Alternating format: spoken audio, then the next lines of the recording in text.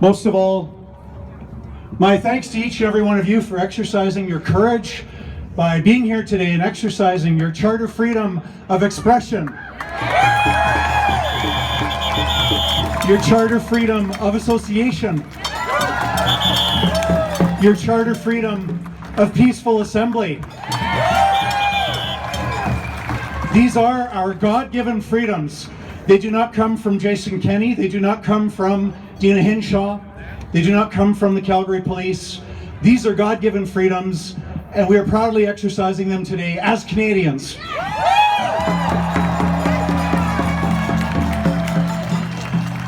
I applaud your courage because, there's been statements issued by the police that they're going to issue tickets. And I listened carefully, and we want to be friends with the police. I agree with what Brad said. The police should be protecting our rights and freedoms. And the chief of police, he said a few things. Two of them I found interesting. One, he said that this was just temporary limits on our constitutional freedoms. Temporary. We're into our ninth month of fear-mongering, our ninth month of people dying because they didn't get their cancer diagnosis on time. We're into our ninth month of elevated rates of suicide and alcoholism and drug overdoses, millions of people thrown into unemployment. These are not temporary. If these were temporary restrictions, I wouldn't be here today, and I don't think you would be either.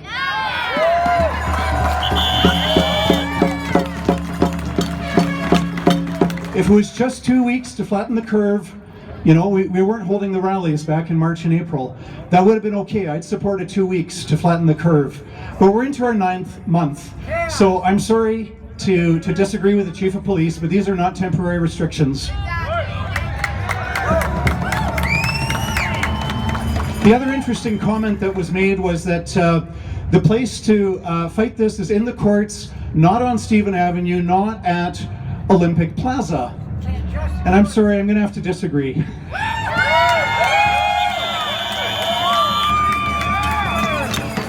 The answer's both. But court actions, from the time you file the court action until you get a ruling, it's 2 years if you're lucky, probably 3 years, and quite often 4 or 5 years. And I hope that the chief of police and Jason Kenney and Dina Hinshaw will understand that we're not going to give up our charter rights and freedoms for 2, 3, 4, 5 years.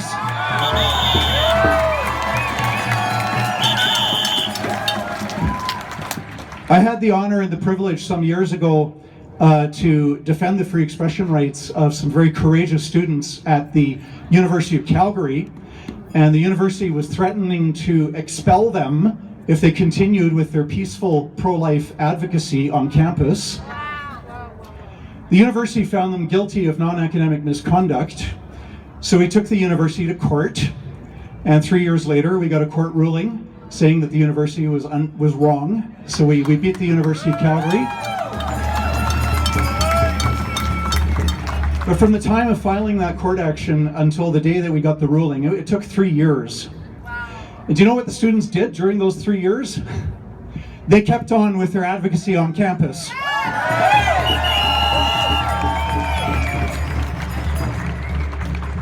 We've released a report the Justice Centre has. It's called Flying Blind. It's on our website, www.jccf.ca. We released this on Thursday. Hundreds of hours of work from our legal team and our researchers with input from medical doctors went into this report. So I encourage you to look it up. Flying Blind. Subtitle, Government's Hasty Decisions to Lock Down Canadians While Damaging the Economy and Public Health. Now we rely in this report, we use government data, government statistics. That's what we're relying on, and we've got far more footnotes in this than you'll see in any of the modeling coming out of Alberta Health Services. So everything is referenced and footnoted, and it goes back to the government data. Now we've been told since March, when Jason Kenney and Dina Hinshaw released their modeling saying that as many as 32,000 Albertans would die of COVID-19, even with lockdown measures in place, they said that 32,000 Albertans could die. Nonsense. Fear-mongering. Jason Kenney has publicly compared COVID-19 to the Spanish flu. Does Jason Kenney know anything about the Spanish flu? Does he know that it killed between 20 and 50 million people? Does he know that it killed millions of young, healthy adults in their 20s, 30s, and 40s? To compare COVID to the Spanish flu is irresponsible fear-mongering. And it's the same fear-mongering we're hearing today. So I gotta ask you a question.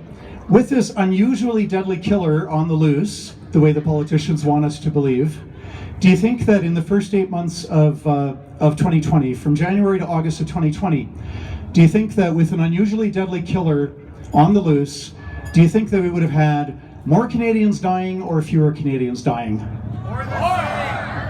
More. You'd think more. The government's own data tells us that in the first 8 months of 2020, fewer Canadians died than in the previous year. That's not my opinion, that's the government's data. So, how do you reconcile that with the fear-mongering about an unusually deadly killer when we have fewer Canadians dying in 2020 than what we did last year?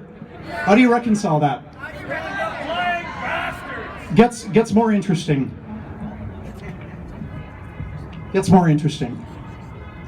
In the first 8 months of 2020, the government data tells us there are fewer people dying of cancer, fewer people dying of heart diseases, fewer people dying of stroke, fewer people dying of lung diseases, fewer people dying of pneumonia, and fewer people dying of influenza.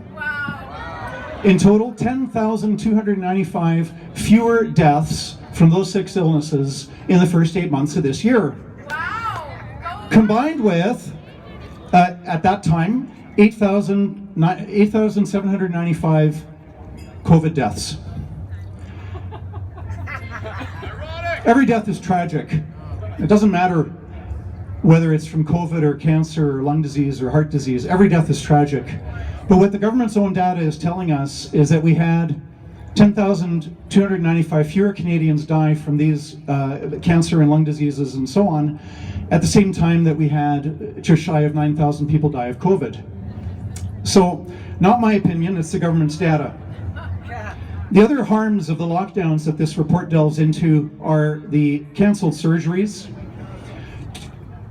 Thanks to the lockdowns, 200,000 Canadians had their medically necessary and in many cases life-saving surgeries cancelled. Shame. Shame. That 200,000 doesn't even include the number of people that ordinarily would have had a surgery scheduled and did not get a surgery scheduled. On top of the 200,000 cancelled surgeries, we have 500,000 Canadians did not get their MRIs and CT scans in a timely fashion. 500,000. Scientists in the United Kingdom estimate that the delays in cancer diagnosis and delays in cancer treatment in the United Kingdom will kill as many as 35,000 British citizens. And when you transfer those same numbers to Canada, we're looking at as many as 18,000 Canadians dying unnecessarily from cancer. This is what the governments will have to answer for in court.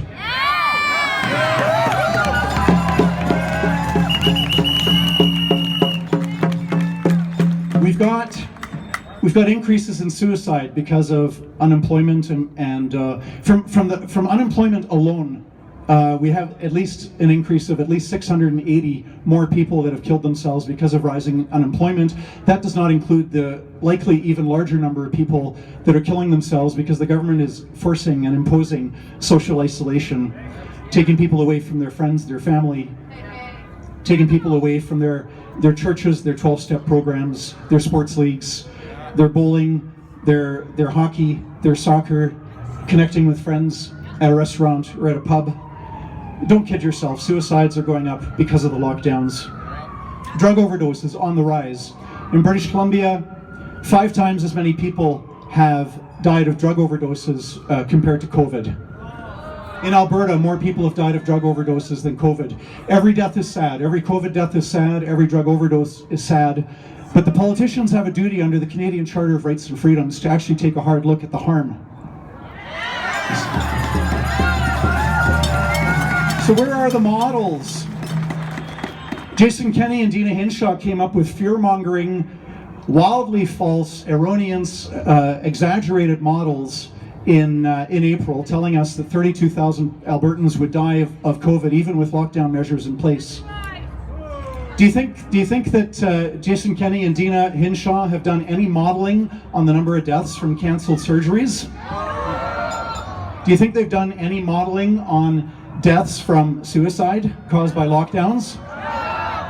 Do you think they've done any modeling on deaths from drug overdoses? No modeling. No modeling for all of those things. So the government under the charter, the onus is on the government to show that their measures are doing more good than harm. Well, I have yet to see the evidence, because speculation is not evidence. You can assert that the lockdowns have saved lots of lives, but if you don't have any science to back it up, and they don't, you're just operating in the realm of speculation.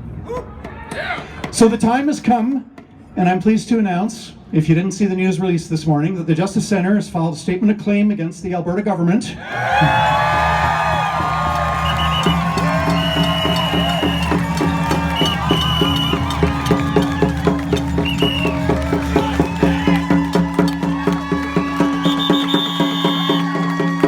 And this is not the first. This is not the first, because before Christmas, we'll be suing British Columbia. We'll be suing Saskatchewan. We'll be suing Manitoba. And we'll be suing Ontario. And for the first time in 9 months, the politicians are actually going to be required to answer some questions.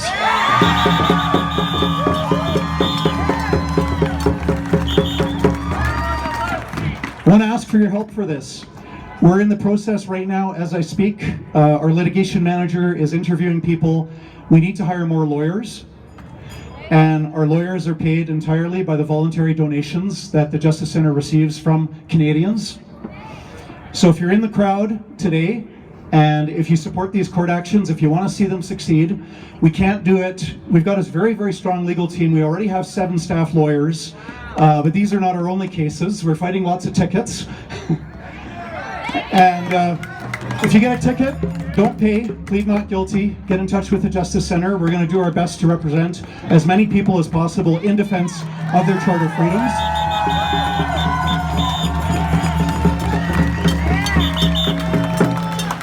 Do not stop exercising your charter freedoms while court actions are in process, okay? Because we cannot give up our rights and freedoms for 2, 3, 4, 5 years waiting for a court ruling, and we're not going to.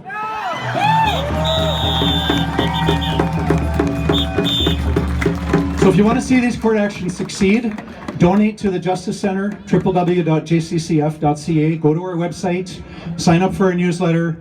No amount is too small.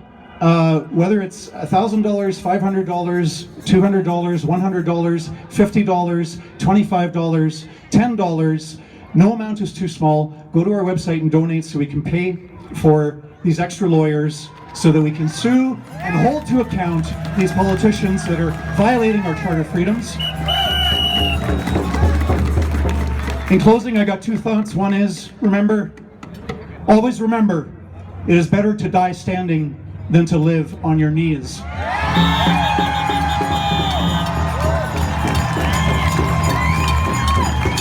And the last thing to remember is that quitters never win. And winners never quit. Thank you.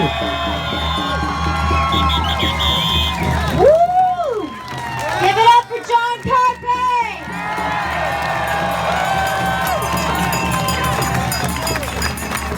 He's actually the president of the Justice